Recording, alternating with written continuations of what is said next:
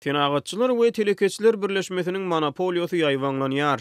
Bazarlarda daýhanlar çäklendirilýär. 23-nji noýabrdan başlap Aşgabatyň uly bazarlarynyň administrasiýalary öz ýetişdiren gök bakça önümlerini bazarlara getirip söwdegärlere satýan daýhanlaryň söwdasyna gadagynçylyk girizdi. Muňa derek bu söwda tenagatçylar we telekeçiler birleşmesiniň gök bakça önümçiligi bilen meşgullanýan firmalaryna tapşyryldy. Munyň netijesinde bazarlardaky gök önümleriň bahalary ortaça 15-20% aralygynda arzanlady. Ýöne şol bir wagtyň özünde gadagynçylykdan täsirlenen kiçi we orta biznesiň wekilleri girdijiden kesildi. Bular barada Azatlyk radiosynyň paýtagtdaky habarçysy 26-njy noýabrda maglumat berdi. Häzirki wagtda bu gadagynçylyk il arasyna Ors Wadyr diýilip atlandyrylýan Gülistan Wadyryny, Altyn Asar Günnowar Wadyryny, Mir Wadyryny hemde paýtagtyň bereketli atlandyrylýan iki wadyryny güýje girdi. Habarçynyň sözlerine görä agdalýan gadagynçylyk ýylyň aýagyna çenli dowam eder. Geçen hepdäniň anyny gününden bäri bazarda söwda etmek üçin tekçileri kärennesini alanlara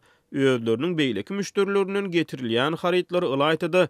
Gök önümleri almaklyga gadaganlyk girizildi diýip habarçy belledi. Onun sözlerine göre agdalýan gadagançylyk özleriniň gapysynaky keçirek ýyly dyşhanalarda dürli gök önümleri ýetişdirýän, ýekewara hojalyklary hemde gök bakça önümçiligi bilen meşgullanýan kiçi daýhan birleşikleriň önümlerine girizildi. Bu ýagdaý olary girdejiden kesdi. Wagtlaryň täze düdügüne görä tenagatçylar we telekeçiler birleşmesiniň gök bakça önümçiligi bilen meşgullanýan firmalary öz önümlerini bazar administrasiýasyna tapşyrýar.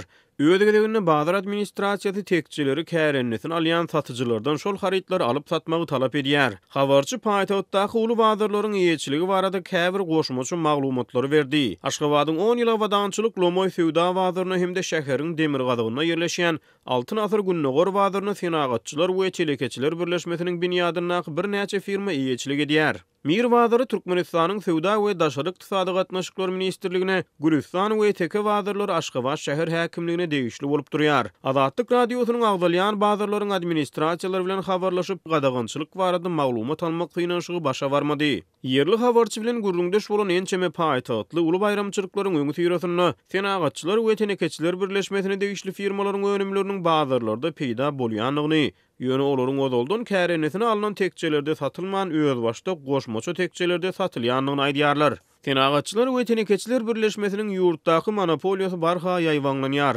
Ol kiçi we orta biznese goldaw bermekden geçen olary hortumuna alyp ösdirenok, olaryň ýok bolup gitmegine sanlarynyň azalmagyna getirýär diýip ýurdun Söwda ulgamyndan habarly Aşgabatly Azatlyk radiosynyň habarçysyna gurrun berdi. Azatlyk radiosynyň habarçysynyň sözlerine görä ozal bazarlarda satyjylar, meselen pomidoryň 1 kilogramynyň bahasyny bazar administrasiýasynyň görkezmesi esasyna 8-10 manatdan, almanyň kilogramyny 10-12 manatdan diýip ýazyp degişlilikde olary alıcı ýanlaryna gelende 15 we 36 manada çenli ýokurlandyrýardy. Ýöne täze wagtlaryň düzgünün güýje girmegi bilen satyjylar ýazylan bahalary üýtgetmeýär. Häzir pomidoryň 1 kilogramynyň durnukly bahasy 6-8 manat aralygynda, balgar buruşlar hiline görä 6-7 hemde 12-14 manat aralygynda, almanyň 1 kilogramy sortuna görä 10-15 manat aralygynda diýip habarçy sözüniň üstüne ýetirdi. Onuň sözlerine görä täze düzgün häzirki wagtda diňe paýtagtyň bazarlaryna degişli bolup, bu ýagdaý regionlaryň bazarlaryny öz içine almaýar. Döwlet medpuatyna görä 16-njy noýabrda geçiren hökümet maslahatyny Gurbanuly Berdimuhammedow ýurtda täze ýyly münasip garşylamakda tenagatçylar we telekeçiler birleşmesiniň köp işleri bitirip biljekdigine üntü çekipdir.